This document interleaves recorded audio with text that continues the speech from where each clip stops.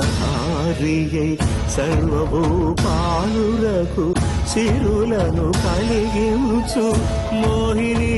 కృష్ణులుగా మోహము తొలగించు గరుడ వాహనమెక్కి ఘనదాస్యమును చూపు హనుమంత సేవలో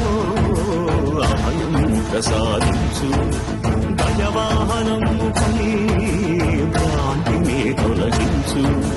సూర్యప్రభను నిలిచి అక్షీణతను పెంచు